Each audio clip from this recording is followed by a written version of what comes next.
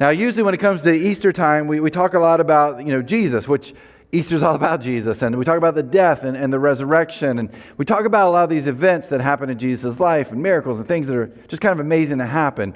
And they kind of the dark side of it too. But there's a group of people I think sometimes we just kind of gloss over. And I'm going to call these the bad boys of Easter. There are like 6 dudes in this story who are really integral to what's happening and to the death of Jesus, and yet we really don't talk about them a whole lot. And so over the course of the next 6 weeks, as Daniel said, into Easter, we're going to focus each week on one of these characters in this story, one of these people that are important into the events that take place. And here's the crazy part. As we look at each one of these, and we can look at them from this villain perspective, but here's the deal. As I look at them, I see you and me in them too. And so we're going to talk about that aspect of it as we go into, again, the series called The Bad Boys of Easter. All right? So here's where we're going to start today. We're going to start in John chapter 11, starting with verse 45. Here's what we read. It says, "Many of the people who were with Mary believed in Jesus when they saw this happen." A little context here. Prior to this, Jesus raised Lazarus from the dead. A lot of people saw this. They experienced it. People are starting to hear about what happened. And because of this miracle, more and more people are believing in Jesus and actually starting to follow Jesus. Look at verse 46. "But some went to the Pharisees and told them what Jesus had done. Then the leading priests and Pharisees called the high council together. 'What are we going to do?' they asked each other. 'This man certainly performs many miraculous signs. If we allow him to go on like this, soon everyone will believe in him. Then the Roman army will come and destroy both our temple and our nation.'" So Jesus does this incredible miracle. He brings this dead man to life. Again, people are starting to follow Jesus. They're taking notice of who Jesus is. But also the religious leaders are doing that, right? And they're starting to get afraid. They're starting to get scared of what this means for them. Because look at what it says here. They even acknowledge, do you catch this? They acknowledge the miracles that Jesus is doing. But even though they acknowledge this, there's this fear that's there, this fear that's going to bring about this destruction for their nation and for the temple. Now, I'm going to talk a little bit more about the why in a moment, but this right here tells us how much of a problem Jesus is for these religious leaders. In fact, as we read this, it says they call all of these religious leaders together. This would have been a meeting with the Pharisees. The Pharisees were kind of like the attorneys back in that day. They knew the law and made sure everybody followed the laws. Then you had the Sadducees. They were really aristocrats. They were wealthy religious leaders. Their big thing was they didn't believe in the resurrection, a bodily resurrection. That was kind of their big hang-up theologically. And then you had the Sanhedrin. And the Sanhedrin was very much like our Supreme Court today. They kind of oversaw things in that way. All these people come together and they have this agreement on one thing: Jesus is a problem. This would be like here, 12 miles from here, the House, the Senate, the Supreme Court, all getting together. And there's this one issue, this one problem that they all agree on. Like we think Lazarus being raised from the grave was a miracle. Hey, we know here that would be a huge miracle. Like Jesus is probably coming back if all 3 of these groups get together and they all agree on the exact same issue, right? But that's what we find here. They all agree that Jesus is a problem. That they've got to do something about Jesus. And this is where we meet our bad boy of Easter, a guy named Joseph Caiaphas. Look at verse 49. "Caiaphas, who was high priest at that time, said, 'You don't know what you're talking about. You don't realize that it's better for you that one man should die for the people than for the whole nation to be destroyed.'" Let me give you a little background, a little history here on the high priest and that role. From really about the time of Moses, maybe a little before that, until about 63 BC or BCE, whichever one you guys like, UBU when it comes to that. The Israelites, they got to choose who their high priest was going to be. Well, in 63 BCE, the Romans come in, they conquer Israel. And when they do this, they find out the setup for the high priest, that this high priest really is sort of this religious And even though there's a king, a political leader too, and there's not a whole lot of separation, and they don't like this setup at all. They feel like that's too much power for this one person, and they felt like it was dangerous for Roman rule. So the Romans come in and they pull the plug on allowing the Israelites to choose their high priest. They're like, we're going to choose the high priest now. We'll let you have a little influence in this, a little insight if you like, but we're going to be the ones who are going to actually choose who the high priest is.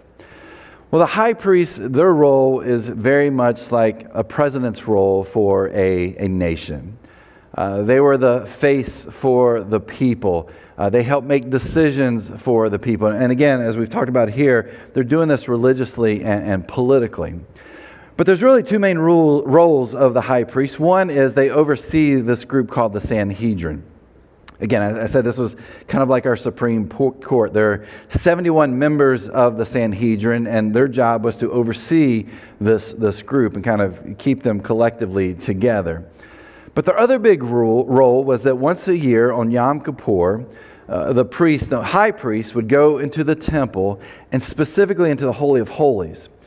This is where the Ark of the Covenant was. This is where it was said God was. And so this was the only person that could do this, the only person who could go into this room at all throughout the year. And on this particular day, they could go into this room. They would spread or sprinkle the blood of sacrificed animals in there. They would burn incense. And so this was really one of their big days. It was kind of like, hey, we're sacrificing all these animals. Forgive us, God, for this past year and the sins that we've committed. I mean, this is for the nation of Israel. And so this was really two of the main roles for this particular person in this role. And so in the midst of this, we meet a guy named Joseph Caiaphas. He was put into this role about 19 BCE, and he held that role for about 19 years. He was actually placed in that role by a guy named Quirinius, which if you know the birth of Jesus, there's a connection that is there. But we know a few things about Caiaphas himself too. He is really part of a family dynasty. His father-in-law is Annas, and if you're familiar with the story of Jesus at this particular time where he's in the last few days of his life, you're going to read about Annas in that. He had been the high priest for quite a few years. He has 5 sons, which are actually the brother-in-laws of Caiaphas, and these 5 sons are high priests at some point in time too. So there's this family dynasty that Caiaphas is a part of in the role of high priest. Caiaphas is also the most powerful and influential person in Jerusalem, because not only is he helping to oversee these parts of the Jewish people, he's also very connected to Rome. He communicated with whoever was in that Roman rule position there, which in our case, where we are right here in the life of Jesus, is Pilate. If you know about the arrest of Jesus there in the Garden of Gethsemane, there's a Roman presence there. Well, why does that take place? Well, it's because Caiaphas goes to Pilate like, hey, I need a few of your soldiers. And Pilate's like, sure, no problem at all. And so he gives them a few of these Roman soldiers to go and to help arrest Jesus. And so again, he's influential there in that particular area with not only the Israelites, but also with the Romans. He's also a financial powerhouse. This guy is extremely wealthy. The people that were Jewish, no matter where they lived, had to pay a temple tax. And so they would send this money in yearly. No matter, again, wherever they were, they had to send this in to pay this temple tax. In today's economics, this meant millions and millions and millions and millions of dollars were actually coming there to the temple. In fact, there's so much money that's coming to the temple that leaders in these other Roman provinces, they were going to Rome and like, can you stop this practice? Like, it's taking money from us. They're sending so much money back to Jerusalem and back to the temple. Can you help us out? Now, Rome never did any of that. They didn't help them at all. And probably because Rome was skimming off of what was happening there in Jerusalem itself. But do you know who's taking a cut of that? The high priest.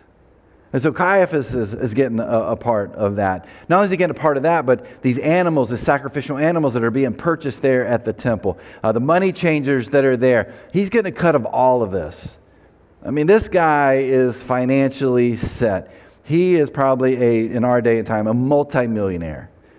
If he was a pastor, he'd be on the website Preacher Sneakers, right? Because, that's just kind of who he was. He had all kinds of money. There was this financial stuff that was just happening for him.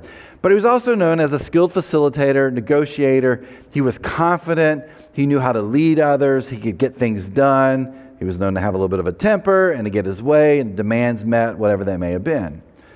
And so he has this role for 19 years as this political and religious leader.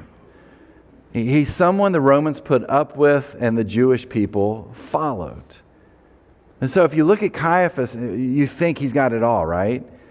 He's got political power, he's got religious influence, he's got incredible wealth. And into this almost perfect world for Caiaphas walks a carpenter, a guy named Jesus.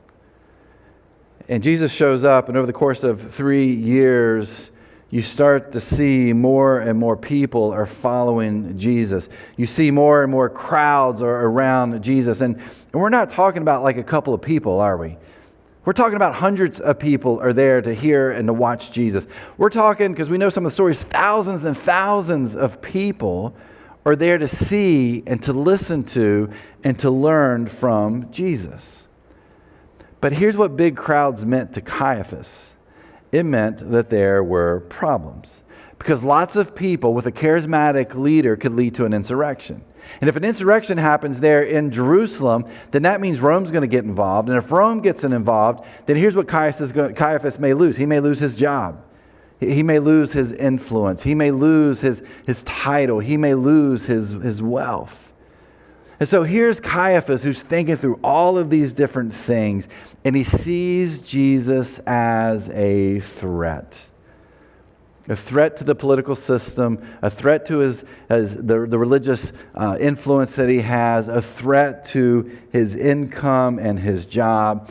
And so when Caiaphas says it's better for Jesus to die than to lose everything, he's only partly, I think, thinking about the nation of Israel. Mostly what he's thinking about is himself. That I need to protect and bring peace to this nation, but I need to protect myself. And what's the best way to do that? The best way to do that is to get rid of this one man.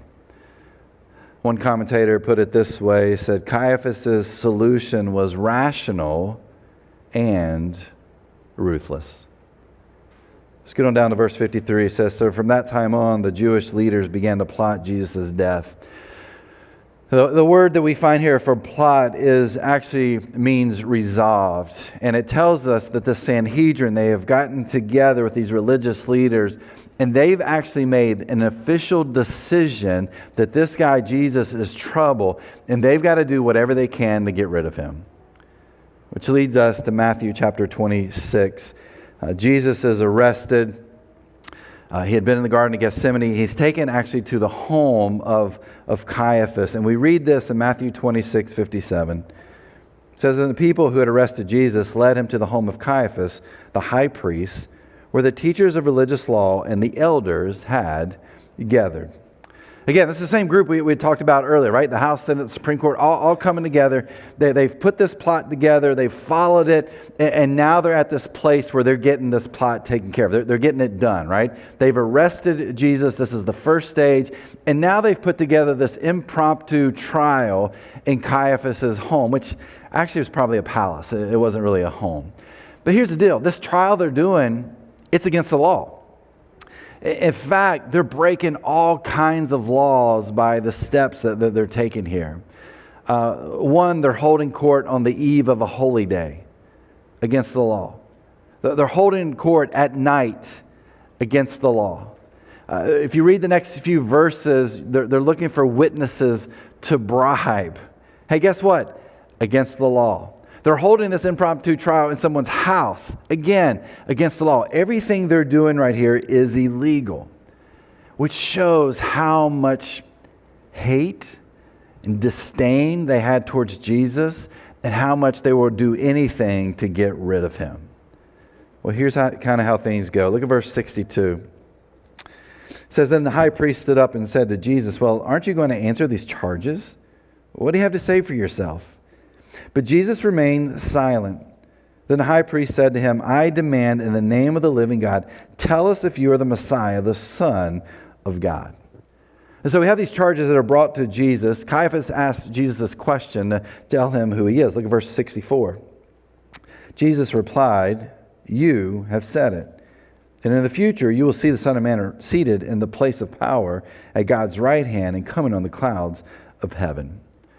So Jesus doesn't say what Caiaphas wants him to say, but he does affirm what Caiaphas actually says. He's like, you know it, you said it, soon others are going to see this too. And here's Caiaphas' response, verse 65. Then the high priest tore his clothing to show his horror and said, blasphemy. Well, why do we need other witnesses? You have all heard this blasphemy. What is your verdict? Guilty, they shouted. He deserves to die. Here's Jesus. There's this illegal trial that's happening in the palace of Caiaphas. Jesus speaks and Caiaphas yells out blasphemy. Now, here's the deal. Blasphemy is when you said something against God. Or blasphemy was when you made an arrogant statement against the law. If you read this, Jesus does neither of those. What he says isn't blasphemous at all. And yet they say, you have blasphemed God. You are guilty. And then I think to kind of put on a show, Caiaphas rips his robe. Now, by the way, if you were the high priest, it was illegal for you to rip your clothing. I mean, there's all kinds of illegalities that are going on here, there in this moment, because they're trying to get rid of Jesus. But the question is, why? Why is this carpenter from really the backwoods of this nation causing Caiaphas so much stress? Well, I think it comes down to one word. It comes down to the word fear. The Caiaphas has so much fear. One of the fears he has this fear of losing everything. If you go back and you look at Caiaphas and the life he's leading, he has it all. He has influence with Rome. He has a title. I mean, he's got the highest title in Israel. And I would almost say that the title of high priest was even higher, bigger than the title of king for Israel. The people of Israel, they listen to his words. He's got influence as a religious leader. He's got wealth. He's a multimillionaire. But he doesn't want to lose any of this. He wants to make sure he holds on to this. And he has this fear that he might lose it all. So here he is. He's making decisions that go against everything that he knows, everything he's been taught, everything he believes. Why is he doing this? There's that fear of losing everything. But then I think there's a second fear there. He fears Jesus. And honestly, I think this is what he fears the most. Jesus is influencing people. People are listening to Jesus. People are doing what Jesus teaches them to do. People are following Jesus. And here's Caiaphas who's kind of losing this influence, this power over the people. And he sees Jesus and he's afraid that Jesus is going to take it all away. In his mind, I think he's like, hey, I've worked too hard. I have given up too much for some little rinky-dinky carpenter to come in and end all of this for me. And so the presence of Jesus being alive, is a problem that Caiaphas wants to do all he can to get rid of. But then I look at Caiaphas, and I look at you, and I look at me, and I really think, are we really that much different? Because how many of us have a fear of losing everything? That maybe in our life we have a little bit of power, prestige, maybe we've got some influence, maybe we've got wealth, and yet we carry this fear that we may lose it all. And what will we do if it's not there anymore? And so we begin to do things in our life that we regret because of this fear of losing it all. Have you ever sacrificed your family to maintain a certain standard of living? Have you ever been in a relationship where you've compromised your moral standards to sustain that relationship? At work, have you ever stepped beyond your ethical boundaries to keep or to get that deal done? Or personally, have you ever lied to prop up your reputation because you don't want others to know the truth about you? But here's what we'll say. I've worked too hard. I've given up too much to lose it all. What we find is that there's this fear that's deep down in us that's driving us. But I would say it even goes deeper than that. It's not just this fear of losing everything. I think we have a fear of Jesus too. That we have a fear of surrendering our lives fully to Jesus. That kind of we've talked about over the past few weeks in our marriage series, how God says, hey, you shouldn't have any other gods before me. But you and I, we have these little gods in front of us. That power, prestige, the possessions, the position, all these things, we have these, and they're almost like these little gods that we hold on to, that we can't let go of. And because of Jesus, we have this fear of what he will ask us to do. But here's what we find out in our life, that no matter how hard we try to hold on to those little gods, they will always disappoint us. That they're always going to be there and they will always disappoint us. And yet the carpenter steps into our lives too and says, hey, why don't you fully follow me? Why don't you do what I teach? Why don't you live this life? But we're still grasping onto those little gods that we have. We're afraid we'll lose everything. We're afraid of what Jesus will ask of us. And so we have to learn how to move beyond this fear. But many times we don't. What we actually do is we try to preserve our way of life. We try to hold on to those things that we know we should let go of. Think about it. Everything we try to preserve is probably not a part of our life today. That there are things in lives we've tried to hold on to and they're just not there anymore. You've tried to preserve that relationship that you had with that person, and you gave a lot to it, and you made choices that you normally wouldn't. And you thought it would keep him around. You thought it would keep her happy. But now you look and it's all gone. And what do you have? All you have left are your regrets. Or maybe you try to preserve that account and you knew the decisions you were making were against your ethics and even business ethics, but you don't want to lose their business. You don't want to lose your role, your reputation. And you thought, hey, they're going to stick with me. They're going to keep me around when I do this. And here you are, you're trying to find a new job, or you just hold on to these regrets because of these decisions that you've made. Because our desire to preserve those little gods in our lives, they always lead to this thing called self-destruction. And yet we keep making these decisions in our life all the time. And then we see Caiaphas. Here's this high priest, this big dog. Theologically, he's probably as sound as anybody could be. He knows what we call the Old Testament. He knows it backwards and forwards. And in fact, in his role, he had to memorize all of that's in what we call the Old Testament. And so he knows what it says in there, right? He knows it says, do not murder. And yet here's Caiaphas who's leading the way to murder an innocent man, a man named Jesus. But not only does Caiaphas know that law, he also knows the prophecies. Again, he's memorized these to such a point that he's looking for this Messiah to come. Here's Jesus who's standing in front of him, who's fulfilling these prophecies. He is the Messiah. And I think deep down, Caiaphas probably has a pretty good inkling that that's who Jesus is. But there's too much at stake. There's too much for him to lose.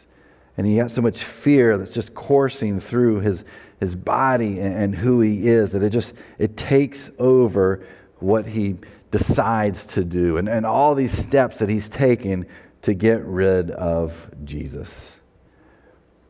He, I think, knows what it costs to follow God, to follow Jesus, but he's not willing to take that step. Because for him, I think there's more fear of what he would lose over time.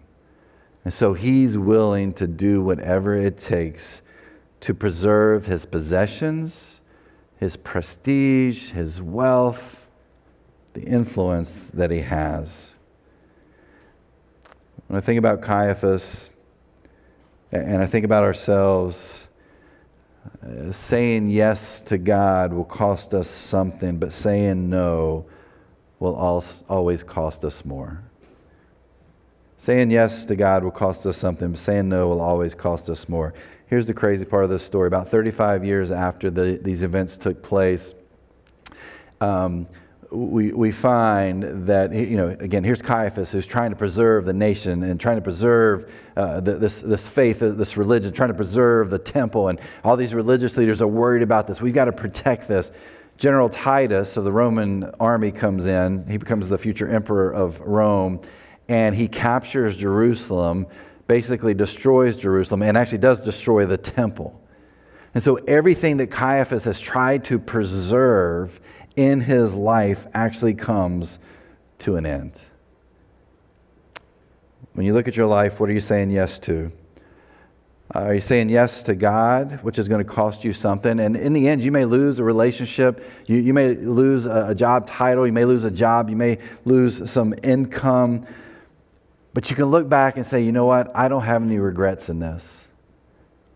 Or are we like Caiaphas, trying to preserve everything that we have? That what we have is too important to us right now. And we'll do anything we can to keep that role, to cling to that relationship, to build that bank account, when all we're trying to do is preserve the stuff that at some point in time in our life, it's all going to go away. And maybe it's time for us to stop demanding more and more, and instead it's time for us to start surrendering more and more of ourselves to God. As I think about the life of Caiaphas, as I think about his story here, and there's a lot more we could have hit with him in his role and his influence and what happens with Jesus. It makes me think that there's two steps you and I can take. And the first one is, maybe it's time to say no to some things in your life. And maybe there's some things in your life it's time to say no to. To make a list and say, these are the things that I have said yes to, and here's what it's causing me. Here are the regrets, that I have. And maybe it's that job, the title we're chasing, the money, the relationship.